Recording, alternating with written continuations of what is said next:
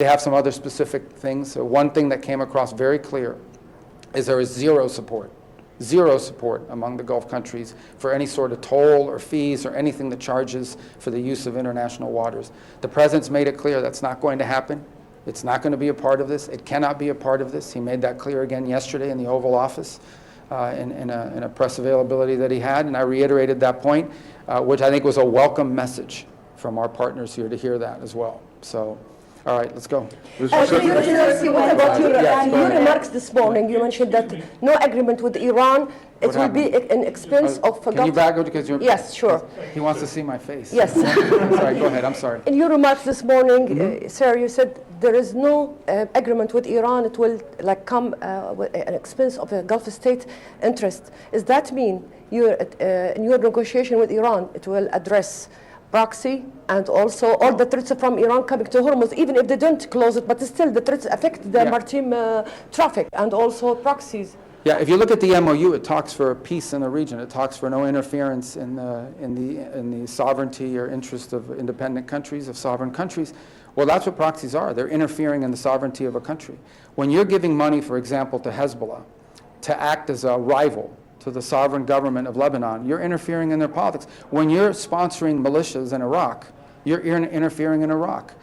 When you're sponsoring, Hamas or the Houthis or whoever it may be, you're interfering in the sovereignty of these countries. So that it's covered. The MOU contemplates a conversation about these things because it's critical and it's important.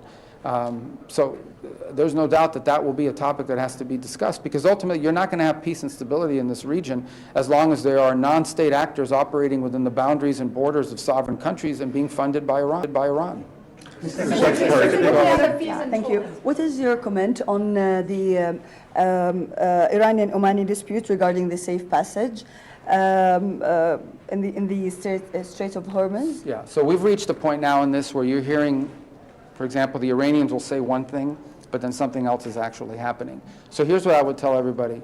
It's now obvious to us, and I think should be obvious to all of you, that the Iranian system is going to continue to produce all sorts of maximalist rhetoric. They're going to have people going on their TV, on their official media, and making all kinds of pronouncements. But what we're interested in is not their press conferences. What we're interested in is whether or not ships are moving. If ships are moving as they should be moving, then that's what we're going to judge and that's what we're going to react to. If, on the other hand, this rhetoric is backed up by actual ships being threatened and ships are not moving, that's a violation of the agreement and we're going to have a problem with it. So what we are watching is we see the continued flow of ships. In this particular case, that lane is the one that's being used for this evacuation effort that's being led by the International Maritime Organization, and that must continue. And as long as it continues, they can have all the press conferences they want. If that stops, then we're going to have a problem. Mr.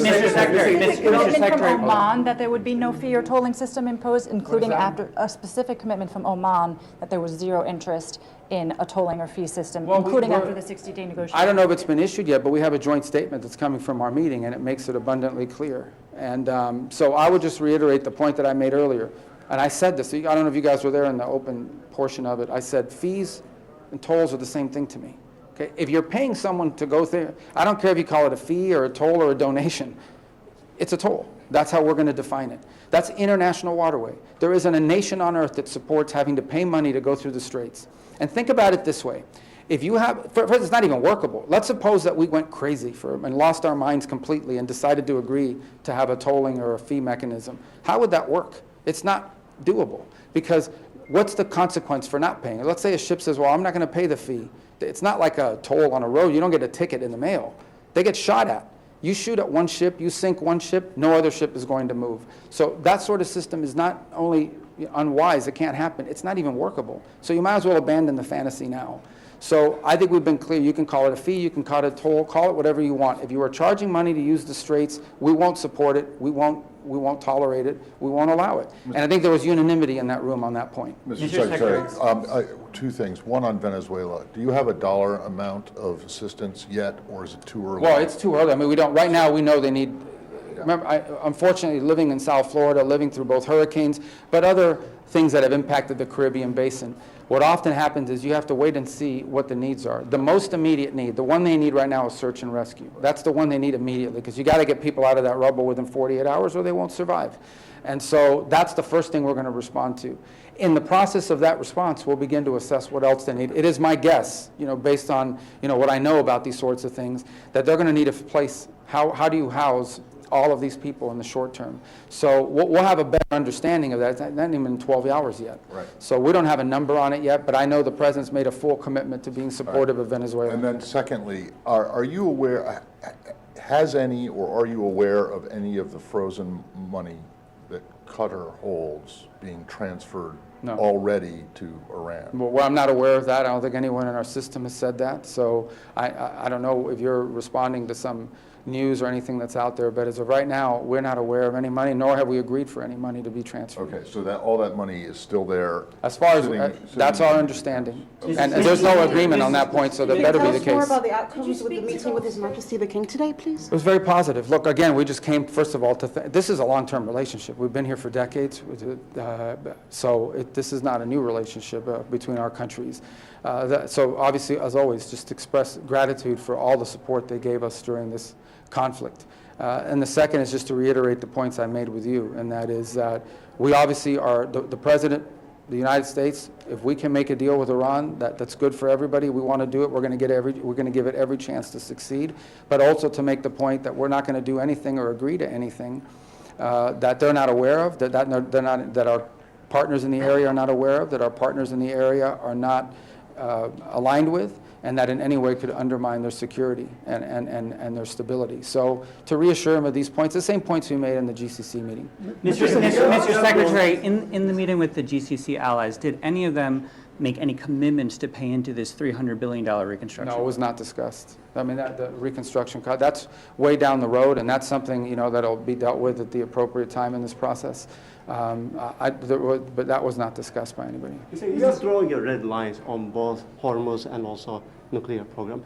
If Iran rejects one of those terms, what would Washington's next move be? Well, look, the president has multiple options at his disposal if Iran goes back on their word or if Iran decides they don't want to make a deal. Let's hope that's not the case. We don't want that to be the case. We're going to give diplomacy every chance to work. We've got a good team working on it. And so if it doesn't work out, the president knows what his options are.